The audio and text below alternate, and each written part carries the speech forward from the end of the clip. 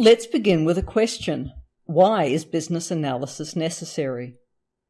Proper business analysis is extremely important.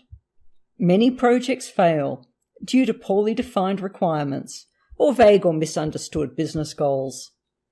We've all seen examples of crucial projects that have failed due to poor business analysis, sometimes quite spectacularly.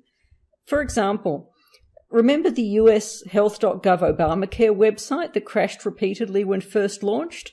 It prevented millions of Americans from enrolling in health insurance as planned, and the cost of the website ballooned from $56 million to more than $209 million.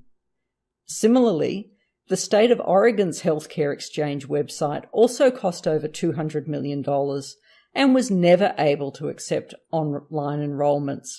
In fact, users ended up having to mail in paper enrollments instead. And please, don't think this is just an Obamacare problem. The National Health Service in the UK recently abandoned its new computer system at a cost of over $16 billion due to similar failures to properly analyse, communicate, and manage the core business requirements. The FBI spent over 4 years and $170 million on a system for tracking criminal cases known as Virtual Case File, or VCF. The project was eventually scrapped completely, and the contractor responsible for delivering VCF blamed the FBI, who issued hundreds of requirement changes during development. A 2008 study by the US Government Accountability Office found that 49% of federally funded IT projects are either poorly planned, poorly performing, or both.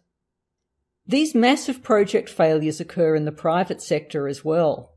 According to Gartner's research, only 40% of chief financial officers find that their IT investments are producing the returns they expected. A 2008 study by IBM found that only 40% of projects met schedule, budget, and quality goals. In 2012, a joint study by management consultants McKinsey & Co. and Oxford University found that 17% of large IT projects go so badly that they threaten the existence of the company. And also that on average, large IT projects run 45% over budget while delivering 56% less value than expected. One of the main reasons so many projects fail is problems with requirements. As you will see during this course, requirements engineering is a major knowledge area for business analysts.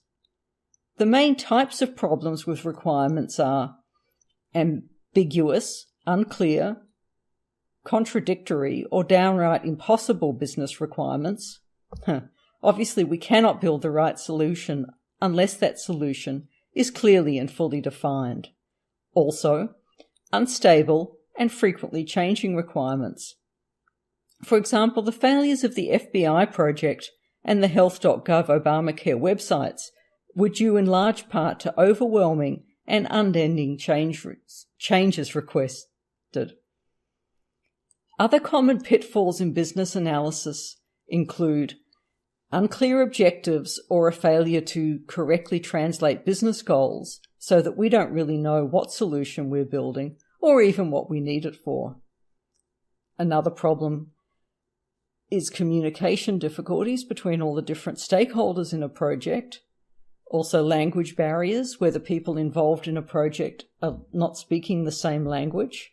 Knowledge barriers, for example, where not all of the project team really understand the business domain of the project. Another one is vague wording. For a project to succeed, we need clear and precise language that clears up confusion instead of creating it. Also, overly formal wording. Oh boy, some people sure love to use very formal big words that nobody else understands. Redundancy, such as repeating the same information over and over in a way that causes confusion. especially if you change the information somewhere but you forget to change it everywhere else. And there's what we call gold plating, which means adding unnecessary scope. Believe it or not, this can be as bad or even a worse problem than omitting some requirements from the scope. Insufficient user involvement. We leave it to the developer's imagination to develop what they think is right, which turns out to be wrong in the end. And another one, finally, is neglected groups of users, by which I mean users who are overlooked when researching, designing, or building the solution.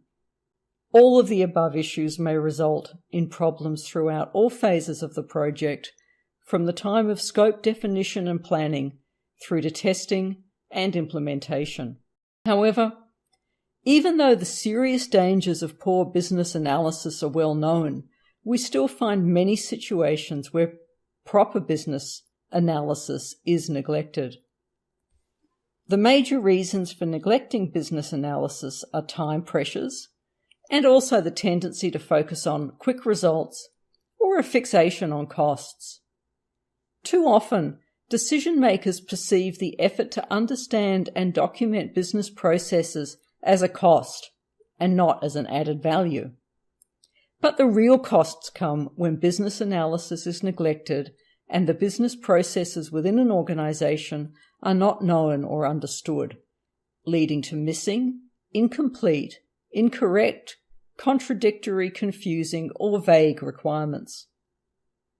Other dangers of not performing proper business analysis are all stakeholders may not be identified, or business goals or needs are not identified, and that can cause the design solution to fail to meet the real needs and not achieve the business goals.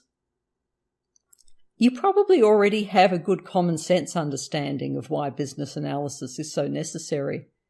After all, you can't solve a problem unless you understand what problem you are trying to solve.